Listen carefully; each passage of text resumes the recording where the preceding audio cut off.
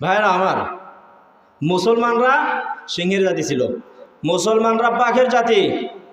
ওরা মুসলিম সাম্রাজ্যের মধ্যে একটা মুসলিম যদি নির্যাতিত হয়, একটা মুসলিমের গায়ে যদি ঢেল লাগতো, ওই রাষ্ট্রকে কাঁপায় ফেলাইতো। সুবহানাল্লাহ বলেন না কেউ? শয়তানি পেয়েছে। আব্রাহাম লিঙ্কনের গণতন্ত্র অনুযায়ী আমরা চলতেছি। আসলে গণতন্ত্র সবকিছু তো খারাপ না, কিন্তু এই যে সিস্টেমটা এত খারাপ। বাক স্বাধীনতা আছে, গণতন্ত্র অরিজিনাল যদি প্রতিষ্ঠা করে, এটা ইসলামেও আছে, পুরোপুরি আমি করতেছি না। কিন্তু মানুষ যদি বলে আল্লাহর আইন ছাড়া অন্য আইনে চলবে, এতে যারা বিশ্বাস করবে তারা আর মুসলমান থাকবে।